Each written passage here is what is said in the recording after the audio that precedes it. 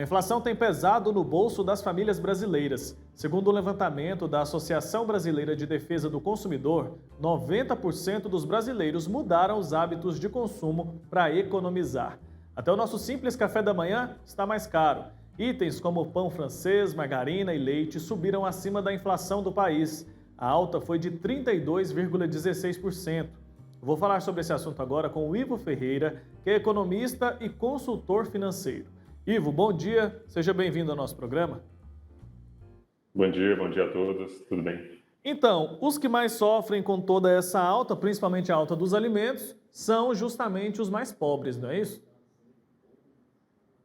Justamente, né, que a maioria dos produtos hoje em dia vem subindo, né, já desde a pandemia a princípio, e muitas das vezes o consumidor final, que tende a ser a classe média mais baixa, né, pessoas de baixa renda, digamos assim, que acabam sentindo muito mais os seus bolsos, né, do simples café da manhã também, até mesmo uma simples cesta básica também, com óleo, arroz, café, açúcar principalmente.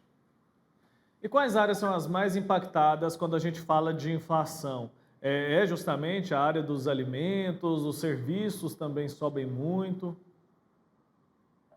A princípio, a inflação ela tende a chegar principalmente na parte de serviços, né? Atualmente, com o aumento do combustível e tudo mais, toda essa parte de logística ela vem sendo afetada pelo valor do diesel, gasolina, enfim.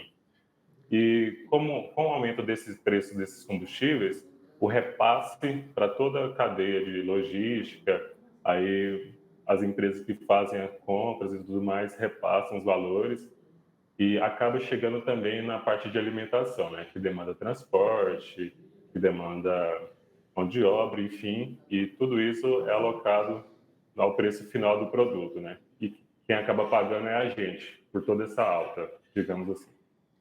A gente está com a inflação de 2 dígitos, a pandemia, claro, contribui para essa situação, a gente não pode negar, mas como estamos na comparação com outros países?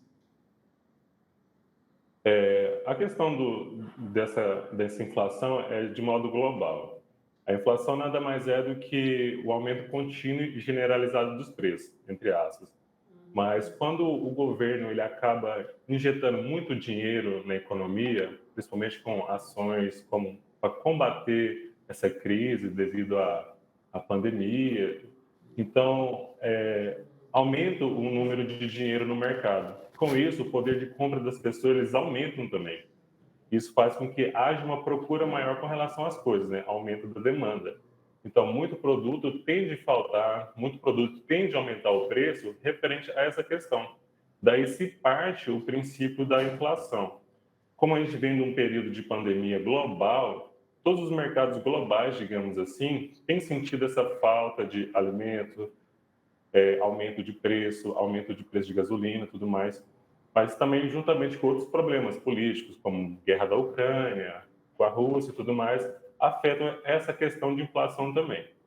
Porém, é uma situação realmente mundial, onde praticamente todos os países, né, injetaram dinheiro, sim, em suas economias, com programas de alimentação, de subsídios e tudo mais para a população se estabelecer durante esse período, e isso fez com que houvesse essa inflação global. Vou aproveitar que você é consultor financeiro e te perguntar como remediar essa situação. O pessoal está nos acompanhando agora. A gente falou hoje aqui do nosso programa que a renda média do brasileiro está baixa, está em R$ 2.569, mas a gente sabe que muita gente não ganha nem isso. Como remediar? Tem muita gente que está com dificuldade, inclusive, de comprar o básico. Certo. A princípio, né, sempre é bom você fazer aquela velha conta de padaria, né? Sempre anotar tudo, vai fazer algum tipo de compra, sempre levar uma lista realmente das coisas que são necessárias. No caso, sempre ao comprar à vista, digamos assim, exigir assim, pedir um desconto, né? Olha, estou pagando à vista, teria como você me conceder um desconto melhor. Caso a pessoa ou o CNPJ precisa de algum empréstimo, alguma coisa assim, verificar com relação a principalmente taxa de juros e prazo. Hoje em dia, várias pequenas empresas estão sendo formadas, né, indireta, diretamente, pessoas estão buscando uma condição melhor para aumentar a sua renda, digamos assim, Então, muitas das vezes caem na questão do empréstimo, né? Empréstimo de instituições financeiras, não sendo bancárias e tudo mais. E sempre tem que prestar atenção nessa questão, sempre ao prazo e à quantidade de juros que ela vai ter que pagar. São contas simples, digamos assim, que você pode economizar bastante dinheiro no final do seu mês ou no final do período que você está adquirindo esse valor. Essa questão aí das alternativas para burlar a dificuldade momentânea, muita gente ali na hora de apagar um incêndio, pagar uma conta dentro de casa, acaba fazendo isso. Empréstimo, usando o cartão de crédito. Aquela pessoa que nesse momento está nos assistindo, que tem crédito em instituições financeiras e teve perda de renda, o que que ela deve fazer para não se endividar? Eu conheço muita gente que se enrolou bastante por causa do cartão de crédito. A gente sabe que é uma dívida muito cara. Como que essa pessoa deve lidar com esse crédito oferecido pelas instituições financeiras agora, durante o momento de crise que a gente está vivendo? Se a pessoa ela está tendo uma dificuldade de assumir esse compromisso mensal, digamos assim, né, decorrente do parcelamento com que ela optou, ela pode entrar em contato com a instituição financeira dela e tentar remarcar, reagendar um novo parcelamento, ver algum tipo de opção com relação a essa questão. Caso a pessoa ela esteja com um problema muito maior, ela pode tentar algum tipo de empréstimo. Talvez algum empréstimo físico, um exemplo. A pessoa que ela tem um rotativo no cartão de crédito devendo 5.000 e gerando um juro de 20%, se ela conseguir um empréstimo de 5.000 a um juro menor, então compensa ela assumir esse tipo de empréstimo para pagar outro tipo de dívida, entende? Então, é sempre bom quem está numa situação dessa, o quê? Ponderar, ver quais as principais obrigações, se daqui para frente eu consigo ou não assumir essa questão, se vale ou não refinanciar essa minha dívida e buscar, assim, outros meios para quitar, digamos assim, total, com algum empréstimo ou com outro tipo de ajuda, digamos assim. Mas sempre é bom prestar muita atenção nessa questão, principalmente de taxa de juro, né? Que com a inflação alta, a Selic tende a permanecer bastante alta para conter essa inflação. E esse juro que já está acima de 12% pode, sim, ajudar ou complicar ainda mais a vida da pessoa que está endividada, digamos, né? A pessoa vê isso como uma forma de desafogar o orçamento, mas lá na frente isso vai custar bem mais caro.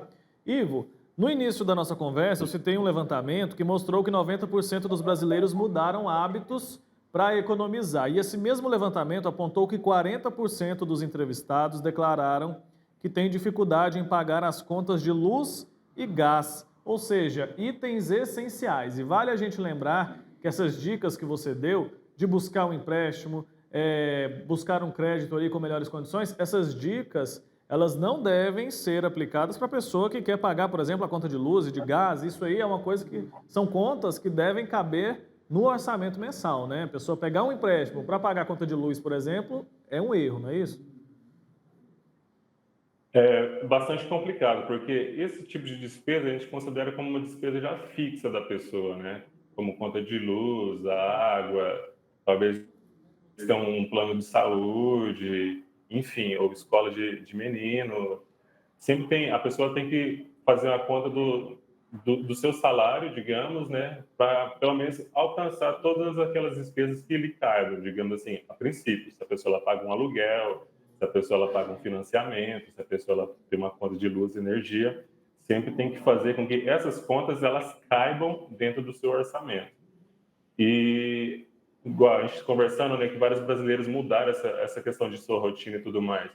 Isso é fato. Quando a gente está num período que as coisas só sobem e o nosso salário não acompanha, então é buscar meios realmente de inverter esse aumento de gastos, digamos assim.